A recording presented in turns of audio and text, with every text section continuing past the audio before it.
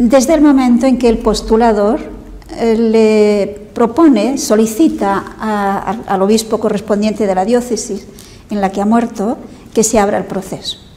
Entonces ya se puede empezar a llamar sierva de Dios. Antes de morir, recuerdo que el mismo día del entierro debió ser, un sacerdote que la conocía mucho me dijo: guarda muy bien sus escritos, que son un tesoro. Y todos estaban convencidos de la santidad de María Benedicta. Cuando a María Benedicta le preguntaban, ella siempre decía que era un lío internacional, porque sus padres eran suizos, ella nació en Alemania, y cuando murieron sus padres adquirió la nacionalidad chilena y vivió muchos años en España. Por lo tanto, un lío internacional. María Benedicta es una mujer de una cultura extraordinaria, de unos dones de Dios, creo que extraordinarios, que tuvo la experiencia de haber sido atea en su infancia, haber vivido desde su infancia primera en un ambiente en el que sus padres, personas muy cultas, muy inteligentes, muy preparadas, convencida de la no existencia de Dios, y que lógicamente a ella le decía: Dios no existe.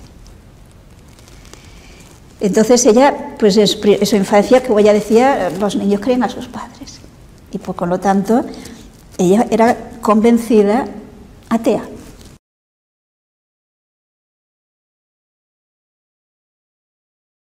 Sí, ella misma cuenta, porque hay un relato que es, ella misma cuenta el proceso de su conversión, lo publicó en un folletito que titulaba Voces que llaman. Luego lo hemos publicado en otro que le llamamos Vencida por el amor, precisamente debido a esa experiencia de la que habla.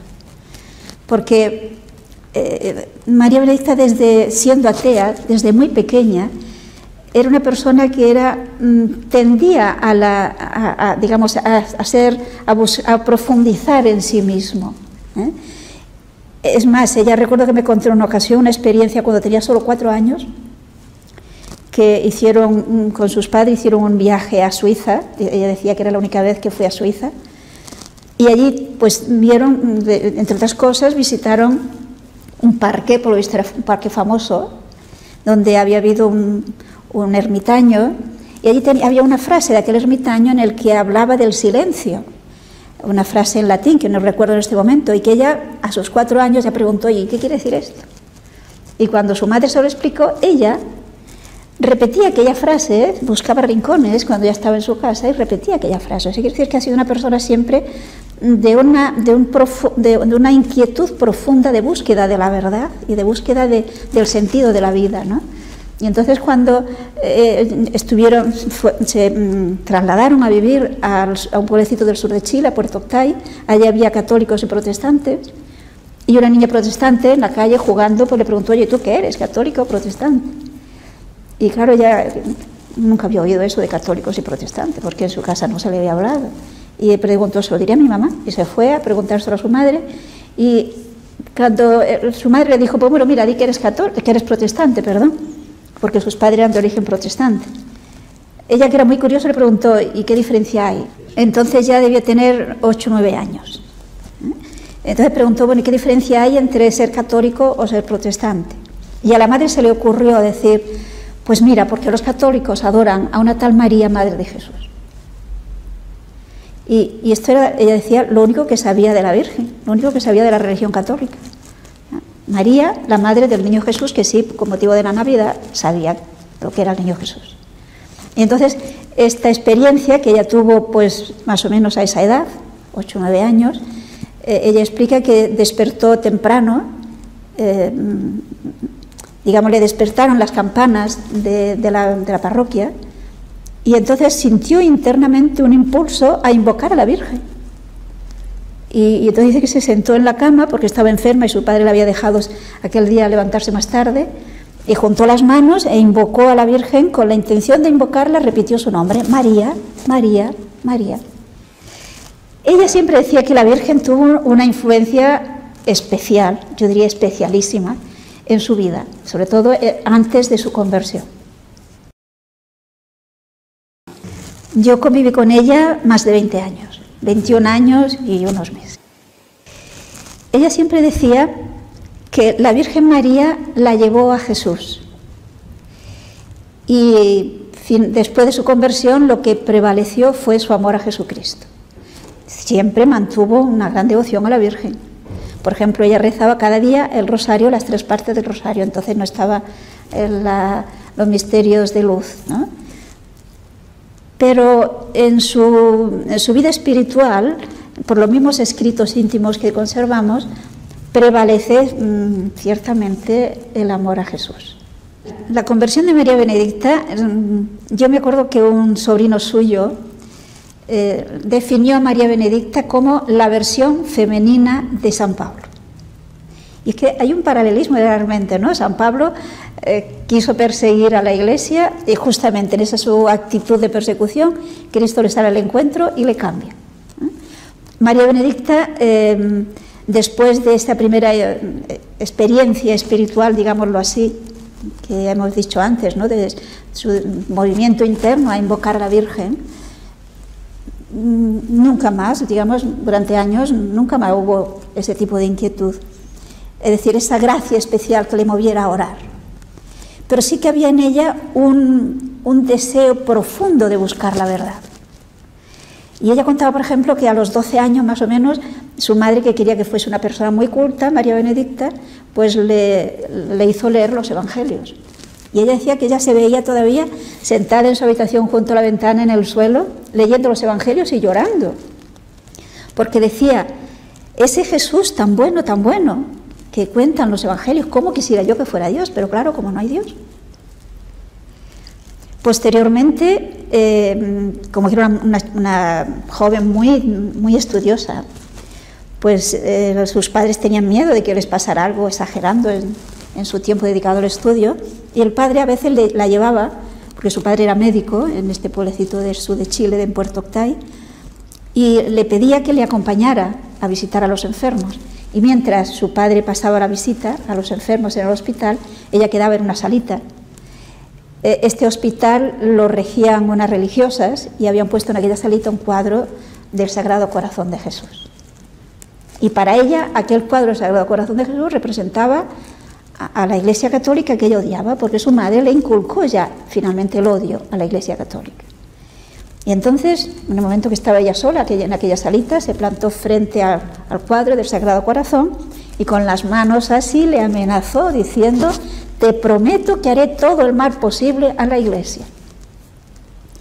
Y ella contaba que en aquel momento sintió en el fondo de su corazón, no una voz material, pero sí una voz que le decía: y yo te venceré.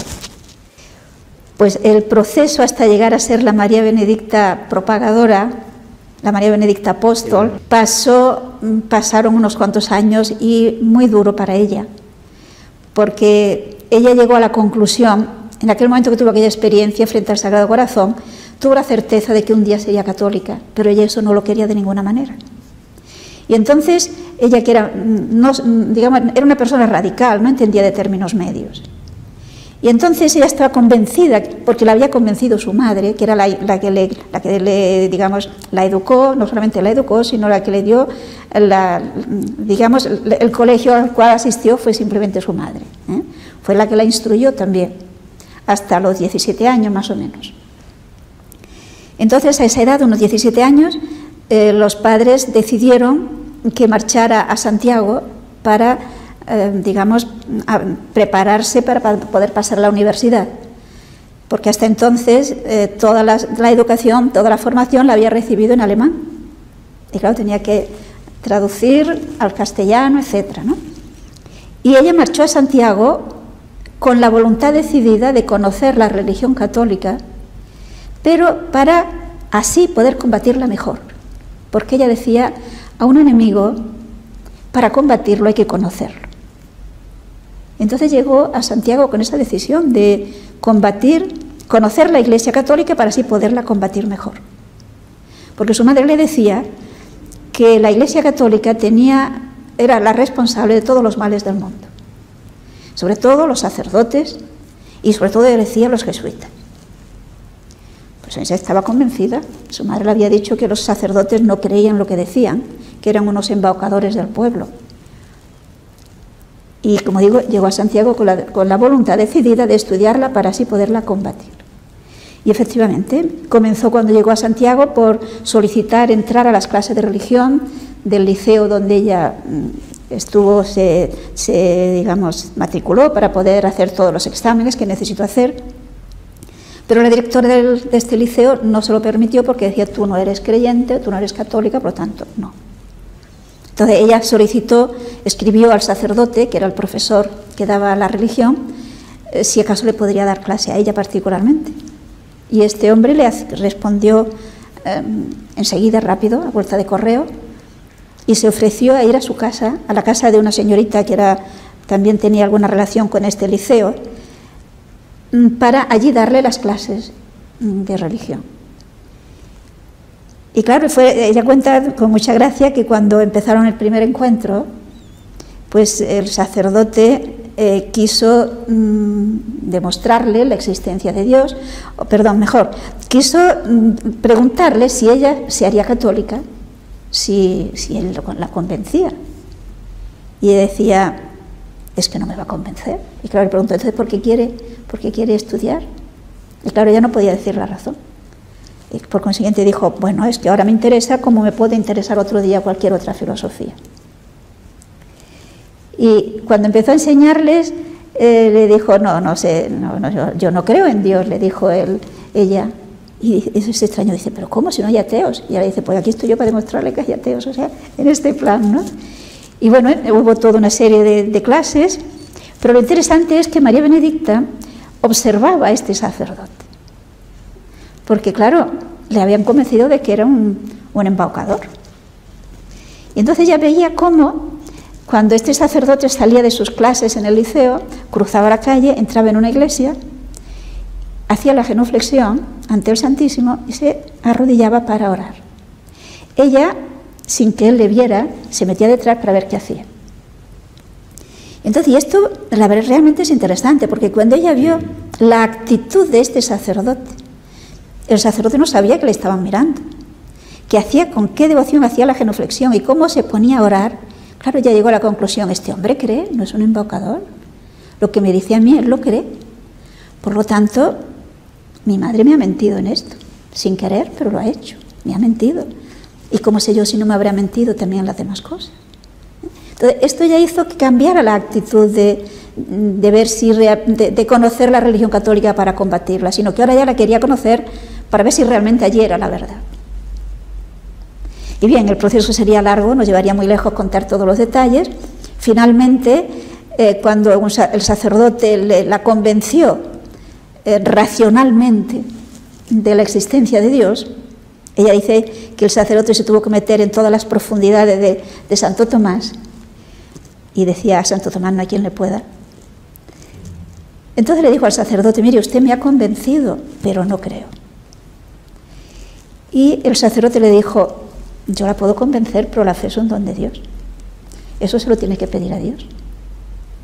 Pero claro, ella decía: pero ¿cómo orar a un Dios en quien no creo? Y eso te le dijo: pues no hay otra, tienes que pedírselo.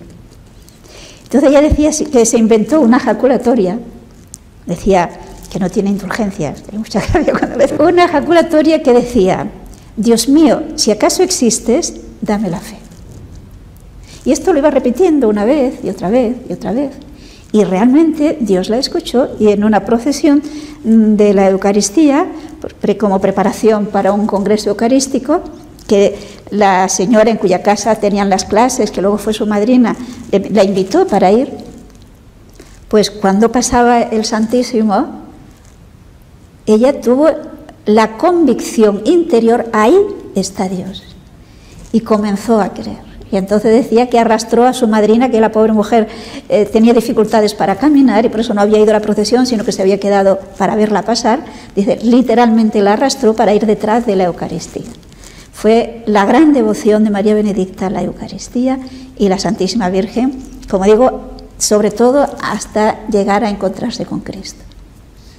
Continuó sus estudios perdón, en la universidad. Ella hizo, diríamos que el equivalente a filosofía, y continuó sus estudios. Luego, mientras vivió su madre, pues se dedicó digamos, a dar clases, partiendo de su título académico, hasta que después de la muerte de su madre sí que ya lo dejó todo para dedicarse totalmente a la divulgación digamos, a defender la fe, a enseñar la fe, a Dios en una palabra. Y en el momento en que descubrió los métodos bíblicos populares, ya fue toda su vida dedicada a esto. Claro, sus padres eran ateos convencidos. El proceso de la conversión de sus padres fue distinta de su padre y de su madre. Ella decía que su madre realmente atea no fue nunca. Más bien era una especie de panteísmo lo que tenía, una filosofía un poco especial su madre. Su padre sí era convencido ateo. Él era médico, un hombre muy intelectual, había sido filósofo también, quiero decir, un hombre de muchísima cultura. Pero ella contaba de que precisamente cuando ya no podía trabajar, él tenía la inquietud de estudiar el origen de la vida. Y ella recordaba cómo en un momento dado su padre, por la mañana cuando se sentó para desayunar, les dijo: he visto que es imposible explicar el origen de la vida si no hay Dios. Pero este fue el paso que él había dado, nada más. Ellos seguían, de ninguna manera querían aceptar la religión. Cuando María Benedicta se hizo católica, ella no se lo pudo decir a su padre porque estaba muy enfermo del corazón y su madre procuraba evitarle todo lo que fueran sorpresas importantes, sorpresas fuertes, y consideraba iba a ser una sorpresa demasiado fuerte. Y entonces se lo tuvo que decir a su madre, y su madre llegó a decirle: te prefiero muerta antes que católica. Ahora, finalmente ella pues lo que hizo fue bautizarse y hacer la primera comunión sin decírselo a sus padres. Claro, su madre sospechó, y sospechó porque cuando ella hizo su primera comunión, pensemos que estamos en el año 1900, si no recuerdo mal, 1922. Y entonces la ley del ayuno eucarístico era que había que estar en ayunas desde las 12 de la noche anterior. Entonces, claro, para comulgar, ¿cómo hacerlo sin desayunar como siempre había desayunado con sus padres? Y entonces lo que hizo fue, con una amiga, pues acordar en organizar una pequeña excursión. Y con este motivo, pues ella se sentó a desayunar como siempre, pero le dijo a su padre: papá, mira, se hace tarde y me están esperando, ¿te parece que me lleve el desayuno a la habitación? Su padre, pues, muy bien, hija, muy bien. Entonces ella se llevó su taza de café con leche y el pan, dice, el pan lo metió en el armario y la leche la tiró por la ventana y se fue. Pero claro, su madre, que ya estaba sabiendo que ella quería hacerse católica, sospechaba, pues cuando volvió le dijo: ahora me vas a decir qué has hecho. Y claro, ella le dijo: me he hecho católica. Y claro, su madre se encontró con que ella o aceptaba a su hija católica o la perdía. Y entonces, pues el proceso de la madre fue distinto, ¿no? Procuraba, digamos, ayudar a su hija que pudiera comulgar, etcétera, sin que su padre se enterara. Hubo algunos avances más en la conversión de su madre, pero la conversión de su padre fue impresionante, porque en primer lugar María Benedicta pidió oraciones.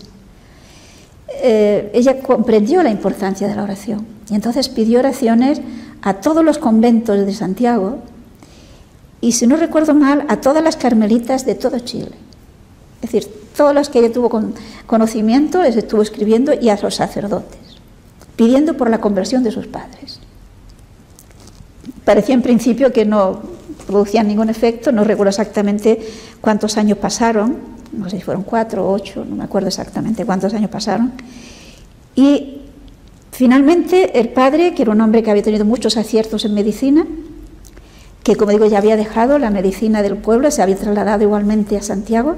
Entonces un amigo suyo del pueblo de Santiago, de Puerto Octay, le escribe diciéndole que su esposa estaba muy grave, que el médico que le había sucedido en el pueblo no podía ya hacer nada, la había desahuciado, y por favor le pedía si él podía ir para hacerle un tratamiento. Y claro, yo era una persona que estaba muy delicada de salud y era un viaje que en aquel entonces pues muy penoso, porque no era en el pueblo, era a bastantes horas de distancia en el campo. Entonces había que ir al sur de Chile, a este pueblecito de Puerto Octay, y luego a caballo ir a este sitio donde vivía su amigo. Claro, tanto María Benedicta como su madre intentaron oponerse, pero él decía, yo no puedo dejar a mi amigo así. Y él pues se expuso, llegó allí a la casa del amigo, efectivamente le puso un tratamiento y la esposa curó, pero cuando él ya pensaba volver cayó enfermo gravísimamente él. Y el sacerdote del pueblo de Puerto Octay, fue a hacer una visita. Y lo primero que hizo este enfermo cuando llegó el sacerdote, el padre de María Benedicta, que estaba muy grave, fue decirle, padre, mire, ahora estoy muy grave, no puedo estudiar, pero estoy convencido de que la religión católica es la verdadera, por favor, bautíceme. Así, sin más. Y en principio el sacerdote pensó, está delirando por la fiebre, y no le hizo caso, pero cuando una segunda visita le volvió a insistir, entonces le bautizó. Cuando llegó la esposa, la madre de María Benedicta, para cuidarle, lo primero que le dijo es, mira, yo me he hecho católico, ¿y tú qué dices?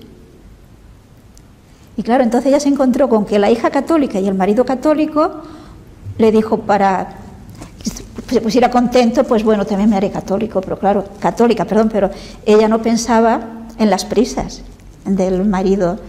Y este mandó llamar al sacerdote y cuando estaba allí le dijo, mire padre, yo quiero morir viendo a mi esposa católica, bautícele aquí delante mío. Ella siempre decía, atribuía esa gracia extraordinaria que su padre recibió a la caridad heroica que él había tenido cuidando a los enfermos que muchas veces no le podían pagar nada. Y ella pensaba que esa caridad generosa y realmente heroica de su padre le tuvo que atraer esas gracias especiales, y sin duda alguna también la oración de tantas monjas y tantos sacerdotes que oraban por la conversión de estas personas, ¿no? Bueno, pues dicho brevemente, ella estuvo desde un principio, comprendió la importancia, o más bien diríamos, el peligro de la ignorancia religiosa. Entonces siempre estuvo procurando hacer tipo de catequesis, de mil maneras.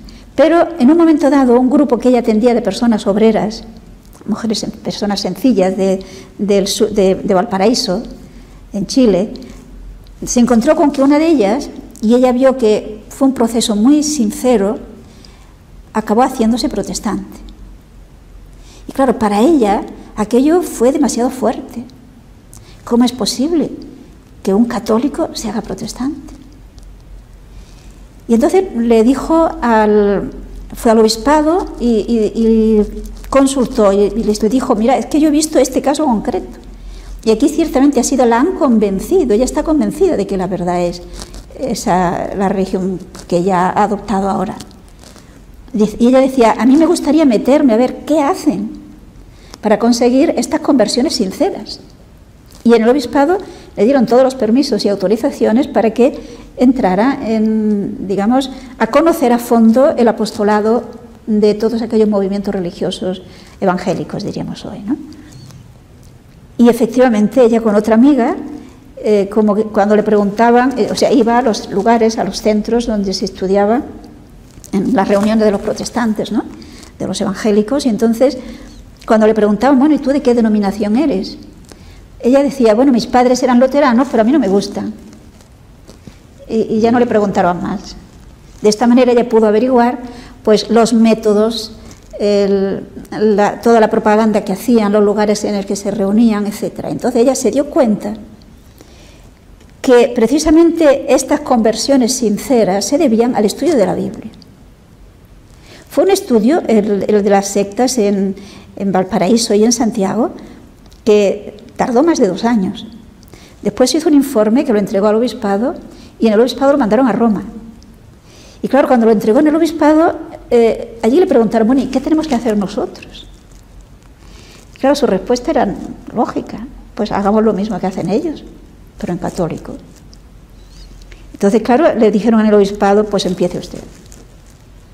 Y ella decía que le dieron una concordancia, un libro enorme en latín, una concordancia bíblica, y con aquello ella empezó a hacer pequeños guiones en los que probaba, o sea, apoyándose en la Biblia, la existencia de Dios, la Iglesia, los sacramentos, Jesucristo, la divinidad de Jesucristo, en fin, todas las verdades de nuestra fe a base de textos bíblicos. Entonces empezó en una barriada, aquellas parroquias de Sudamérica que son enormes, pues en una barriada de una parroquia de Valparaíso, creo que se llamaba la parroquia de San Luis, si no recuerdo mal, pero una barriada que decía que era de unos 10.000 habitantes, que estaba alejada de la parroquia y que por lo tanto estaban bastante abandonados y donde las sectas fácilmente podían entrar. Entonces allí ella empezó hablando con los niños de la calle, llegaban las mamás, y finalmente se decidieron a empezar en una casa de una de aquellas personas sencillas que no tenían ni luz eléctrica siquiera en la casa, y allí se reunieron 3 o 4 señoras a la luz de una vela y empezaron a estudiar la Biblia. Una de las que asistieron le pareció tan interesante que ofreció su casa, que al menos tenía luz eléctrica. Y así empezaron a tener pequeños grupitos en el que se estudiaba la Biblia, aprendían algunos textos de memoria e iban argumentando su fe, pensando, yo creo, ¿por qué creo? Dios lo ha dicho. Y por lo tanto, si lo dice Dios, es seguro. No cabe vacilaciones. Puede venir quien sea con los argumentos que quiera, pero contra Dios, ¿quién puede tener autoridad? Eso daba una fortaleza a la fe impresionante. De tal manera que al cabo de 2 años, aquella barriada dio la vuelta, porque no solamente estudiaban la palabra de Dios, sino que como consecuencia se comprometían a una vida auténticamente católica y comprometida. Por lo tanto, procuraban pues que se bautizaran los niños, que se hiciera la primera comunión, es decir, que se recibieran los sacramentos, que los demás también entraran a practicar, a conocer la religión, ¿no? Y además, cuando llegaban algún evangélico allí, algún protestante, ¿no?, con su Biblia, a explicarle la Biblia, entonces ellas le sacaban sus Biblias, les daban sus argumentos, de tal manera que allí ya no pudieron entrar. Todas las propagandas de las sectas que entonces estaban pululando tanto, allí no tuvieron nada que hacer. Entonces, en vista del éxito que se tuvo en aquella barriada, las señoras de Acción Católica quisieron aprender el método. Y de ahí pues ya empezaron todas sus giras. Básicamente era formar a formadores, y sobre todo ella estuvo en Bolivia. Y en Bolivia el obispo de La Paz se interesó tanto, lo consideró tan importante, que quiso fundar lo que él llamó el Instituto de Cultura Religiosa Superior, con la colaboración de los jesuitas. Lo hicieron cercano a un colegio de los jesuitas allá en La Paz. Y de tal forma que allí pues llegaron a tener un centro en el que se daba clase de teología, de moral, y ella daba Sagrada Escritura. Y formaron de esta forma catequistas y profesores de religión. El obispo de La Paz tenía una ilusión enorme en este proyecto, ¿no?, pero resultó inviable totalmente, por problemas económicos, problemas de personal, y llegó un momento en que fue insostenible. Y entonces fue cuando pues le propusieron que por qué no venía a España. Y que venir a España, la idea primera tanto del obispo de La Paz como de otros obispos sudamericanos era para buscar personal que pudieran continuar con esta obra allí. Y de esta forma, pues el año 54 llegó a Barcelona. Que María Benedicta, siendo así que tenía tanta, por su preparación, por su cultura, habría podido tener una vida bastante, digamos, socialmente bien. Universitaria perfectamente. Perfectamente. Porque además, fijémonos que los estudios, digamos, universitarios que ella tenía eran sencillamente de esto de la filosofía, ¿no? Pero en aquella época no se concebía una mujer que estudiara teología. Pero ella, después de su conversión, siempre vio muy claro que no se puede apoyar una moral si no es en la teología. Ella siempre decía que la moral sin el dogma se cae. Y entonces ella quiso estudiar teología. Y en principio, en los círculos aquellos de Acción Católica, el sacerdote dijo, hombre, la mujer con que sepa moral ya tiene bastante. Y ella no le convencía. Entonces, gracias a Dios, un sacerdote que fue su director espiritual, que se dio cuenta de esa inquietud y de eso que de alguna manera Dios la impulsaba a ello, pues él había sido además profesor, pues repito, gracias a él, que le fue prestando los libros, todos en latín, pero ella llegó a decirme que podía pensar en latín. Pues estudió teología, se estudió toda la Suma Teológica de Santo Tomás, que como los libros no eran suyos, tomaba apuntes y decía que tenía más de 1000 páginas de apuntes, que luego esos apuntes ella se iba con ellos delante del Santísimo y lo llevaba a la oración. Por lo tanto, aquellos conocimientos teológicos no se quedaban en un conocimiento intelectual. Ella, recuerdo que a un sobrino suyo le decía que la teología hay que estudiarla de rodillas. Entonces ella estudió toda la teología, o sea, la Suma Teológica de Santo Tomás, después le dieron la patrología, o sea, quiero decir que tenía unos conocimientos muy amplios y muy profundos. Que ella aquí no encontró el apoyo que habría necesitado. A pesar de que los obispos sudamericanos pues escribieron muchas cartas para obispos, para cardenales, incluso pidió que fuera a Roma, que lo comunicara allí, pero digamos que aquí no se veía posiblemente ese problema, y entonces, aun cuando la animaban, la bendecían, ella decía, me echan cubos de agua bendita, pero nunca encontró un obispo, un sacerdote que realmente la apoyara a esta obra. Y claro, ella decía que ya era imposible si no había un sacerdote que lo apoyaba, que aquello pudiera llevar adelante. De todas formas, ella hizo, yo diría que lo que pudo y más, para intentar conseguir aquello que tanto deseaban los obispos sudamericanos, al menos algunos de ellos, los que le conocieron, porque no solamente en La Paz, sino también en Argentina y en Uruguay deseaban este tipo de apostolado allá. Pero aquí, pues en principio estuvo durante unos cuantos años, pues llegó al 54 hasta el 59, estuvo como, digamos, sin tener donde reclinar la cabeza, sin tener un sitio fijo donde estar, recorriendo la península en todas direcciones, la península y las islas, incluso estuvo en Portugal. En un momento dado se dudó si acaso hacer la fundación en Portugal. Y finalmente hubo un padre jesuita que la apoyó un tiempo y se establecieron, el año 59 se establecieron en Barcelona. Cuando ella se vino aquí a España, ella no tenía dinero para hacer el viaje. Y entonces un obispo español que digamos era de origen español, pero había sido obispo en Cochabamba, si no recuerdo mal, o sea, en Bolivia. Pero entonces estaba enfermo y estaba en la Argentina, y era su director espiritual, por carta. Y entonces le dijo, mira, yo nunca he pedido limosna, pero esta vez voy a pedir. Y entonces este obispo pidió limosna para conseguirle el viaje. Bien, entonces le pagaron el viaje. Otro sacerdote le dijo, bueno, usted, porque ella también decía venir a España para poder redactar el manual de estudios bíblicos católicos, quería el asesoramiento de alguien, temía poder poner algún disparate. Bueno, ella quería la ayuda de algún sacerdote que revisara los guiones que ella quería antes de publicarlos. Y claro, le dijeron allí, necesitas una máquina de escribir, hoy diríamos necesitas un ordenador, ¿no? Y bueno, pues también hubo otro sacerdote que le dio el dinero para la máquina de escribir y con eso vino. Aquí entonces era el padre Sayós, jesuita, que le consiguió que las monjas, las esclavas, le dieran hospedaje. Exacto, entonces en principio llegó a las esclavas, a la calle Mallorca, que no, si no recuerdo mal, ¿no? Sí.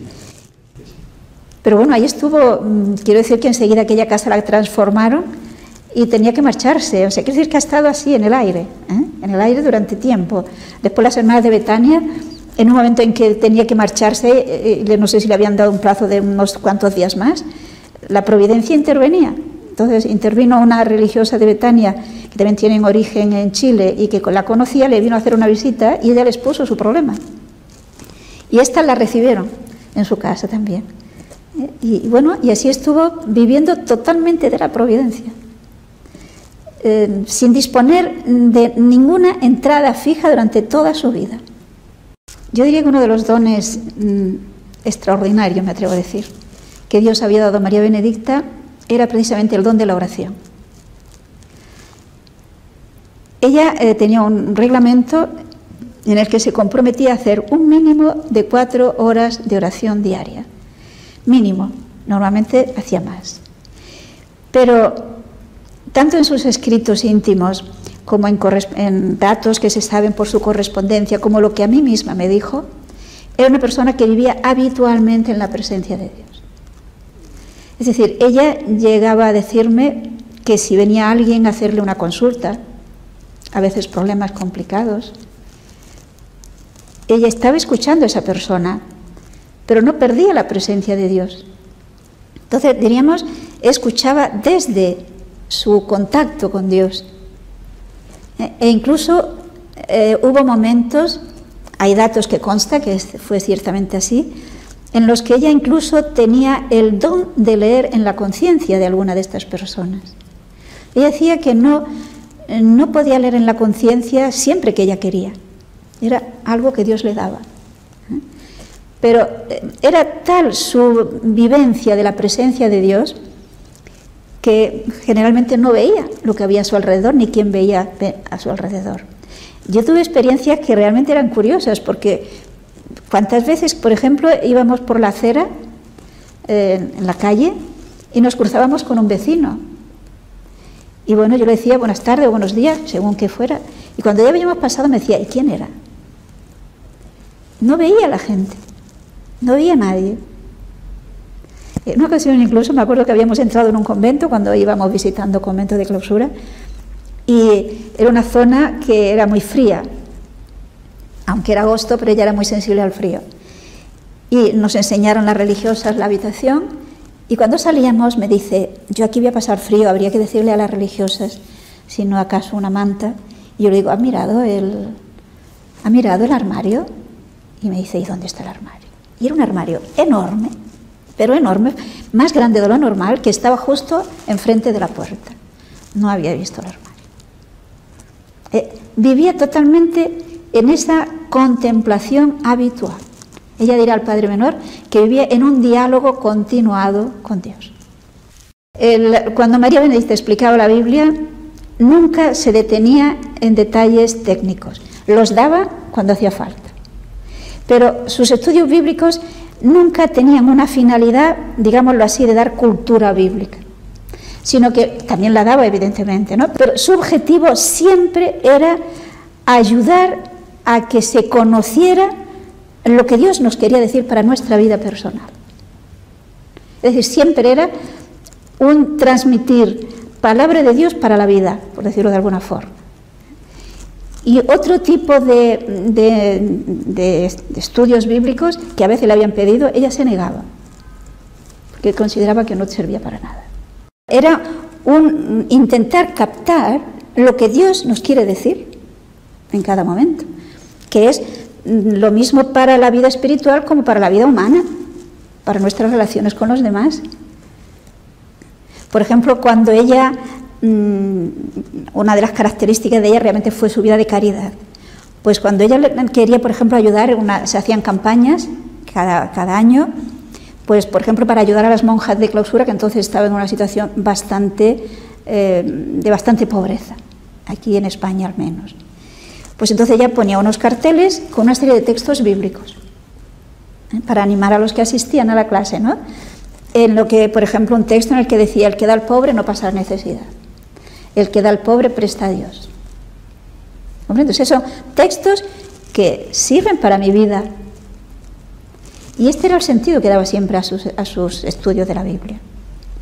Es un estudio de la palabra de Dios que transforme nuestra vida en auténticos creyentes, porque Dios nos ha hablado no para que seamos más sabios, sino para que seamos más santos. Y esto es lo que ella procuró siempre hacer en sus clases de Biblia. Yo creo que nadie que asistiera a sus clases de una manera perseverante y que realmente se interesara, no cambiara algo de su vida. No creo que hubiera nadie que no cambiara algo de su vida. Incluso ella intervino en conversiones de personas que no eran católicas.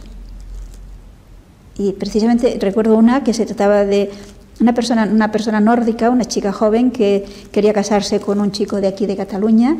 Estoy hablando que debió ser esto el año 1965 o 64, por ahí era. Y ella entonces quiso conocer la religión católica, puesto que se comprometería que sus hijos serían católicos. Pero ella era luterana y tampoco conocía la religión luterana bien. Entonces le pidió que María Benedicta le enseñara ambas. Y recuerdo que precisamente cuando estuvieron estudiando la Eucaristía, pues acudieron al texto griego. La chica era culta y conocía el griego. Y cuando vieron el texto de las palabras de la consagración, es evidente que dijo: esto es mi cuerpo, no significa ni aquí está, sino esto es mi cuerpo. Y en griego, pues sin duda alguna, mucho más fuerte el texto, ¿no? Entonces, ella a la chica esta le preguntó: ¿y no habrá alguna variante? Quiero decir que ella estaba hasta esa altura, ¿no? Entonces ella tenía un libro en el que constaban un Nuevo Testamento, en el que constaban todas las variantes posibles, y bueno, el gran descubrimiento fue que no había ni una sola variante. Es decir, en todas las copias que se conservan de los evangelios, sabemos que todos se hacían a mano, ¿no? Y a veces hay pequeñas variantes cuando uno está haciendo copias. Pues esas palabras no hay ni una sola variante en toda la cantidad de textos que se conservan. Y esto fue la gracia última que le hizo a ella ya decidirse a ser católica. Pero me refiero a que María Benedicta tenía capacidad para encontrarse con este tipo de personas, que podía tenerle, por lo tanto, argumentos que la podían ayudar a encontrar la verdad a personas cultas como a personas muy sencillas. Y ciertamente, como repito, yo no creo que nadie que asistiera a sus clases constantes no haya cambiado en su vida, no haya mejorado su vida.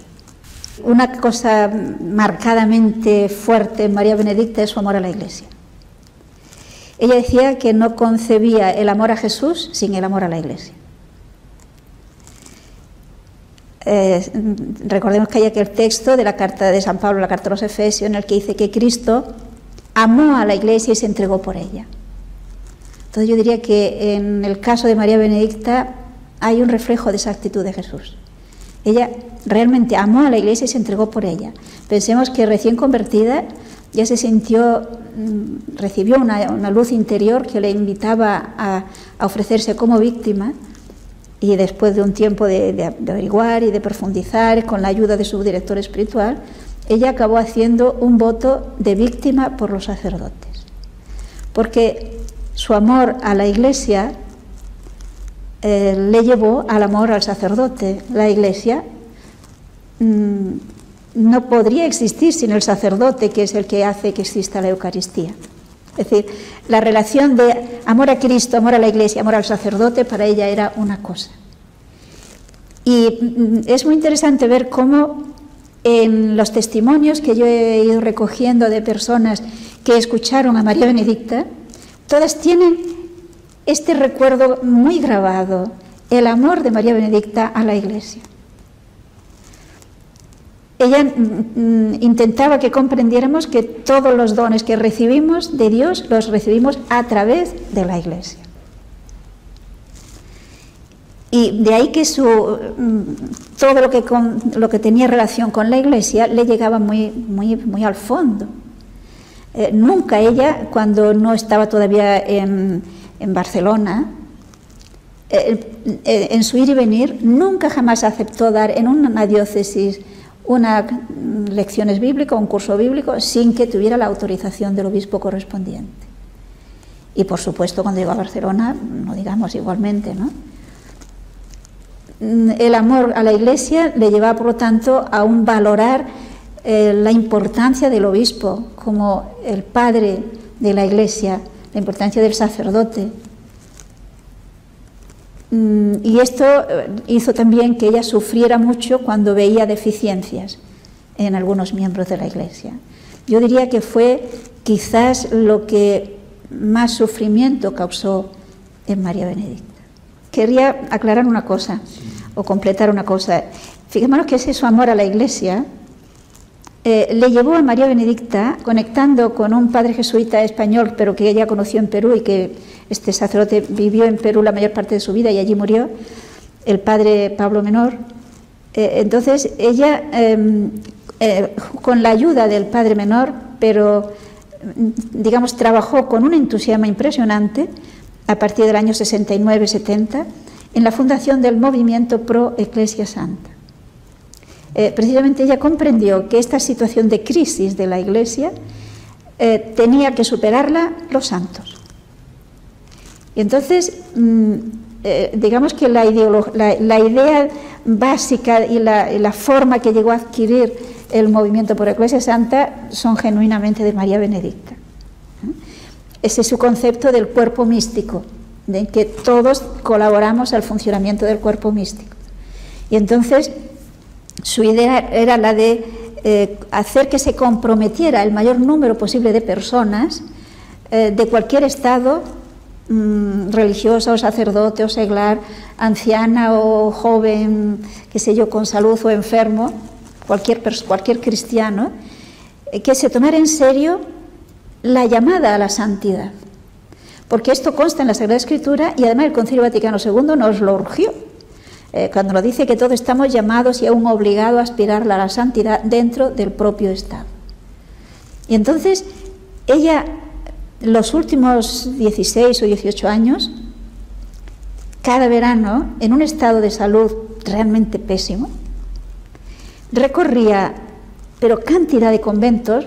Había verano que quizás se recorrían 70 monasterios, promoviendo este movimiento que es este movimiento por la Iglesia Santa, porque, digamos, entre quienes más se extendió y con más entusiasmo lo cogieron fueron las contemplativas, las monjas de clausura, sobre todo en España, pero también fuera de España. También había sacerdotes, y bueno, allá hay sacerdotes y religiosos, y hay seglares.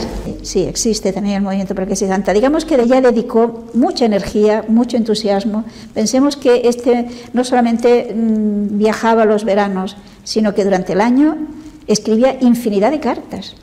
Llegaba a escribir una media de 100 cartas mensuales. Cartas muy personales, tuvo incluso verdadera dirección espiritual con varias monjas e incluso con un sacerdote religioso, que le escribía y le llamaba mamá. O sea que su inquietud por ayudar a otros a que aspirasen seriamente a la santidad era movido por ese su amor a Jesucristo, su amor a la Iglesia, por una Iglesia santa. Y esto es muy notable en ella. Ella veía que toda aquella serie de rebeldías, de desobediencias a las enseñanzas de la Iglesia, etcétera, no eran sino falta de fe. Entonces, si uno tiene en cuenta la Sagrada Escritura, lo único que frena el avance del misterio de iniquidad, que nos dirá San Pablo, es la fe. Es Cristo que habita por la fe en nuestros corazones. Entonces, era lógico que viera que si estaba disminuyendo la fe, avanzaría el mal. Y esto, recuerdo que en más de una ocasión dijo, todavía no hemos tocado fondo. El mensaje que nos deja María Benedicta es la importancia decisiva para el bien de la persona y para el bien de la humanidad, y por supuesto para el bien de la Iglesia, de tomarse en serio la palabra de Dios y por lo tanto tomarse en serio las enseñanzas de, como ella decía, del auténtico magisterio de la Iglesia, el amor a la verdad y por consiguiente el amor a Cristo y repito, el amor a la Iglesia, que eran dos amores que van unidos. Yo me acuerdo que ella en una carta que me dejó como, diríamos así, testamento espiritual, me decía, ama a Cristo en los sacerdotes. Y este mensaje yo creo que hoy es muy importante. Yo me atrevería a decir que con todos los santos que realmente han tenido la inquietud de la fidelidad a la verdad, en ella la inquietud por el conocimiento de la verdad y la exquisita fidelidad a esta verdad eran realmente extraordinarias. La coherencia. En ella era algo realmente impactante. No, era inconcebible que ella viera una cosa clara y que no la llevase rápido a la práctica. Sí. Vamos, yo no me la imagino de ninguna cosa que en su vida ella no viera que había que tomar aquella actitud y no la tomara. No la concibo, con todo el conocimiento que yo tengo de ella, no. Esto en ella no se daba nunca. Ciertamente tenemos una serie de libros que se han ido publicando sobre María Benedicta. En primer lugar, pues está esta biografía que se hizo muy poco después de morir, que la escribí yo, que parecía la única persona que podía tener un conocimiento más directo, ¿no? Puesto que había convivido con ella muchos años. Y aquí tenemos pues una amplia reseña, ¿no? de su vida. Después también ha sido muy importante, bueno, primero que todo se publicó, ella lo había escrito, el relato de su conversión, que le llamaba Voces que llaman, lo hemos conservado debajo, y que hemos cambiado el nombre y le hemos puesto Vencida por el amor, porque consideramos que realmente, después de aquella experiencia del Sagrado Corazón, que sintió que le decía, y yo te venceré, realmente la venció. Por esto hemos puesto Vencida por el amor. Otro libro también que nos parece interesante es este, que es una parte de la primera, digamos, hasta el año 72, de sus escritos espirituales. María Benedicta, como con frecuencia tuvo a su director espiritual ausente, sus experiencias en la oración las escribía para luego comunicarlas. Y son todo, por lo tanto, vivencias experimentadas en su experiencia de Dios, en su vida íntima. Y ciertamente se ve a lo largo de estas páginas cómo influía en su vida la palabra de Dios que reflexionaba. Pensemos que su libro de meditación, los últimos años, era el Nuevo Testamento en griego, era el libro que llevaba en su bolso, y sobre todo la carta a los Efesios. Y por lo tanto aparecen con mucha frecuencia alusiones a lo que el texto original propiamente dice. Y claro, esto le da una vivacidad, una profundidad a los textos que ella vivía, impresionante. Y bueno, pues aquí en este libro hemos recogido una parte, por eso hemos puesto primero, no sabemos si algún día se publicará la segunda parte. Y por último, la editorial Edivesa ha publicado uno de los temas que ella preparó. María Benedicta tenía 3 tipos de temas bíblicos. Uno que le llamaban personajes bíblicos, el personaje bíblico del Antiguo Testamento, en el que va haciendo un estudio de todo el Antiguo Testamento, desde Adán y Eva hasta los Macabeos, centrándose en los personajes. Y es una manera muy, muy clara, muy profunda de conocer el Antiguo Testamento, que a veces es el gran desconocido. Y esto lo editó la editorial Edivesa. Y yo diría que lo importante es que nos demos cuenta que María Benedicta fue realmente una enamorada, auténticamente una enamorada de Jesucristo, que intentó imitarle en todo lo que pudo y que recibió, por lo tanto, de esa íntima amistad entre Jesús y ella, pues unas gracias extraordinarias. Y en realidad Dios nos invita a todos a tener amistad con Jesucristo.